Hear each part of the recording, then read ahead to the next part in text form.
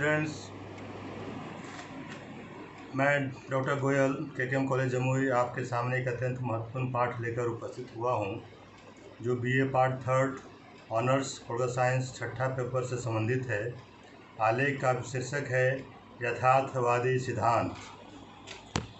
अंतर्राष्ट्रीय राजनीति के यथार्थवादी सिद्धांत की विवेचना करें। 18वीं और 19वीं शताब्दी में यथार्थवादी सिद्धांत का प्रचलन हुआ। अंतर्राष्ट्रीय राजनीति के क्षेत्र में इसका पुनरुत्थान हुआ।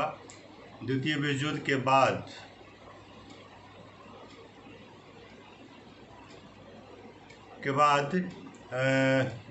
परंपरागत विधियों पर आधारित सिद्धांत की स्थापना की गई, जिसका सबसे बड़ी विशेषता यह है कि इसने पहल अंतर्राष्ट्रीय राजनीति में इसके तत्वों का एवं अंतर्राष्ट्रीय राजनीति में राज्यों के व्यवहार के संबंध में एक आधारभूत सिद्धांत रखने का प्रयास किया है।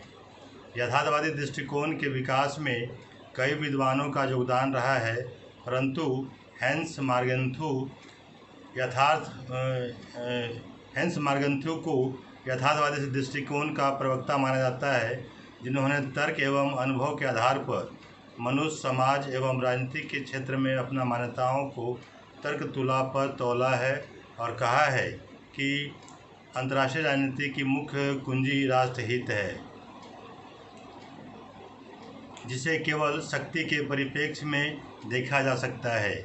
मार्गन्थु के शब्दों में अंतर्राष्ट्रीय राजनीति प्रत्येक राजनीति की भांति शक्ति संघर्ष है। अंतर्राष्ट्रीय राजनीति का अंतिम लक्ष्य चाहे कुछ भी हो, शक्ति सदैव तात्कालिक उद्देश्य रखती है।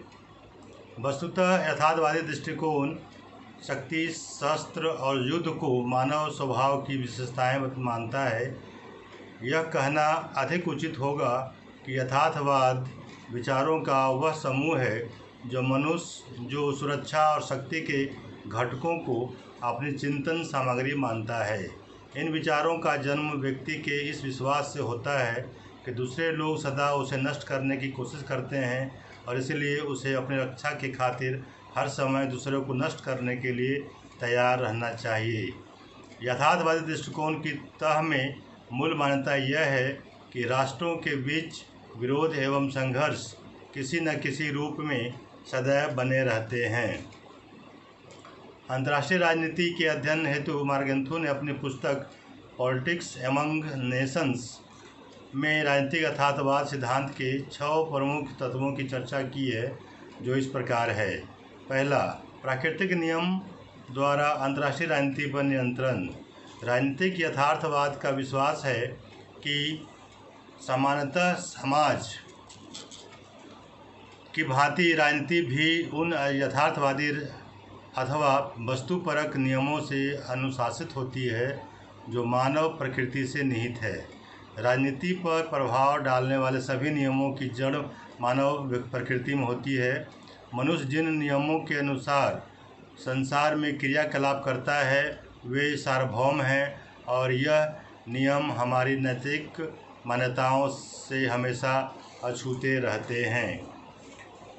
सेकंड पॉइंट, अंतर्राष्ट्रीय राजनीति में शक्ति का महत्व है। विश्व के प्रत्येक देश अपने राष्ट्रहित की रक्षा के लिए शक्ति के प्रसार तथा महत्व पर जोर देते हैं। यह राष्ट्रहित की सिद्धि के लिए शक्ति का प्रयोग एक ऐसा विचार है जिसके द्वारा अंतर्राष्ट्रीय राजनीतिक तथ्यों और उन्हें समझने वाले विवेक के मध्य संबंध स्थापित किया जा सकता है। हित का केंद्र बिंदु सुरक्षा है और हितों की सुरक्षा के लिए शक्ति अर्जित की जाती है। तीसरा, परिस्थिति अनुसार राष्ट्रहित। यथार्थवादी राष्ट्रहित के सामने नैतिक आदर्शों की कोई चिंता नहीं करते। मार्गन्थु का मत है कि परिस्थितियां राष्ट्रहित को प्रभावित करती हैं और उसके अनुसार ही निर्णय लेते हैं। अतः परिवर्तनशील परिस्थितियों के संदर्भ में ही शक्ति संचय किया जाता है। चौथा पॉइंट, विवेक राजनीति का उच्चतम मूल्य। यथार्थवाद इस बात में विश्वास करता है कि विश्वव्यापी नैतिक सिद्धांतों को राज्यों के कार्यों में उन्हीं रूप में लागू नहीं करना चाहिए, बल्कि विवेक द्वारा निर्धारित वास्तविक वातावरण को ध्यान में रखकर कोई काम करना चाहिए। मार्गेंथू का कहना है कि विवेक के बिना कोई राजनीति नैतिक नहीं है। 5वां, राष्ट्र के नैतिक मूल्य सार्वभौम मूल्य से अलग। राजनीतिक यथार्थवाद किसी राष्ट्र के नैतिक मूल्यों को सार्वभौम नैतिक मूल्यों से पृथक मानता है, यानी किसी राष्ट्र विशेष की नैतिक कामनाओं और हमारे सनातन सार्वभौम नियमों के बीच कोई अस्थायी संबंध नहीं है। यह विचारधारा जहाँ सत्य और मत में भेद करती है, वहीं यह सत्य और अंधविश्वास में भेद करती है। 6ठा, राजनीतिक क्षेत्र की स्वायत्तता। राजनीतिक यथार्थवाद राजनीतिक क्षेत्र की स्वायत्तता को मान्यता प्रदान करता है। इसमें राजनीतिक मापदंडों को अधिक प्रधानता दी जाती है, परंतु यथार्थवादी अंतर्राष्ट्रीय राजनीति में कानूनी व नैतिक दृष्टिकोण अपनाने के विरुद्ध है, क्योंकि राज्य अपने क्षेत्र में स्वायत्त होता है। मार्गेंथू का स्पष्ट विचार है कि जिस प्रकार एक या अर्थशास्त्री धन की दृष्टि से सोचता है, एक कानूनवेत्ता कानून के आधार पर सोचता है, उसी प्रकार राजनीतिक यथार्थवादी शक्ति के रूप में परिमार्जित स्वार्थ की दृष्टि से सोचता है। उपयुक्त सिद्धांत के विश्लेषण से यह स्पष्ट होता है कि मार्गेंथू ने अपने यथार्थवादी सिद्धांत का आधार मनुष्य के स्वभाव को निर्धारित करने वाले नियमों को बताया है। नैतिकता को विवेक के नीचे स्थान प्रदान कर अंतर्राष्ट्रीय राजनीति का विषय वस्तु, आधार, उद्देश्य, सब कुछ वह शक्ति एवं राष्ट्रीय स्वार्थ को मान बैठा है। इस तरह उन्होंने शक्ति एवं राष्ट्रीय स्वार्थ को ही विशेष महत्व दिया है। इस सिद्धांत की इतनी स्पष्ट व्याख्या होने के बावजूद यह आलोचना से बच नहीं पाया है।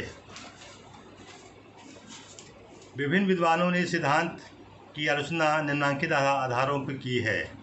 बी. वासरमैन ने इस सिद्धांत की आलोचना करते हुए कहा है कि मार्गेंथू के विचारों में विरोधाभास भरा हुआ है। एक ओर वह यथार्थवाद की ओर दौड़ लगाता है, तो दूसरी ओर वह आदर्शवाद को भी छोड़ना पसंद नहीं करता। उनमें यथार्थ एवं आदर्श के समन्वय के साथ साथ मूल्यपरकता भी है। रॉबर्ट टक्कर के अनुसार मार्गेंथू राजनय को ही शांति स्थापना के लिए एक मात्र अस्त्र मानता है, पर वह शायद यह भूल जाता है कि इस कुचक्र एवं सिद्ध युद्ध की राजनीति में जो शक्ति संघर्ष पर आधारित है, किस प्रकार राजनीतिक शांति स्थापना के आदर्श को पाएगा। यथार्थवादी विचारधारा में अस्पष्टता का अभाव है। शक्ति अथवा सत्ता की परिभाषा करना अत्यंत कठिन है, क्योंकि राज्य की समस्त शक्ति कितनी है, क्या है, यह नापना अत्यंत जटिल है, क्योंकि वह कई क्रियाओं प्रतिक्रियाओं का परिणाम होता है। आलोचकों के अनुसार एक राष्ट्र की राजनीति केवल सत्ता की प्रतिद्वंद्विता से ही संचालित नहीं होती, बल्कि अंतर्राष्ट्रीय संबंधों में सहयोग का भी अपना विशिष्ट महत्व होता है। प्रतिद्वंद्विता और प्रतिस्पर्धा के स्थान पर सहयोगी प्रवृत्तियों का भी विशेष महत्व होता है। हॉफमैन के अनुसार मार्गेंथू ने राजनीतिक मनुष्य के स्वभाव में केवल राजनीतिक पहलू को अलग करके उस पर जोर दिया है जो आपत्तिपूर्ण है। केनेथ वाल्टज ने इस सिद्धांत की आलोचना करते हुए कहा है कि आज का युग राष्ट्रीय हित के आधार पर शक्ति संघर्ष का युग उतना नहीं है जितना एक दूसरे के साथ समझौता करने का। इसलिए राष्ट्रीय हित संबंधी मार्गेंथू की सोच आज के वैश्वीकरण के युग में सही नहीं है। आलोचकों के अनुसार मार्गेंथू ने अंतर्राष्ट्रीय राजनीति में शक्तिवादी सिद्धांत पर बहुत बल दिया है।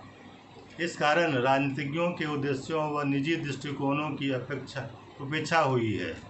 स्टैनले हॉफमैन ने तो मार्गेंथू के विचारों को शक्तिवाद अद्वैत कहा है, जो कि विश्व सरकार के स्थापना के लिए घातक है। उपयुक्त आलोचनाओं के बावजूद मार्गेंथू के सिद्धांत को पूर्णतः अस्वीकृत नहीं किया जा सकता। अंतर्राष्ट्रीय राजनीति में यथार्थवादी सिद्धांत का विचार पेश कर मार्गेंथु ने इस दिशा में पहला ज़बरदस्त प्रयास किया है।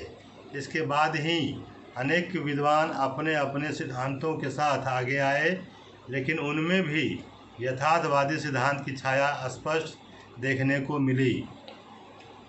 वस्तुतः मार्गेंथु का योगदान सबसे महत्वपूर्ण इसलिए है कि उसने आदर्शपरक व निकायपरक दृष्टिकोण के मध्य कड़ी का कार्य किया है।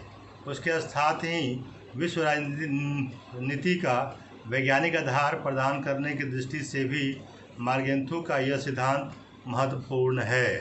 धन्यवाद।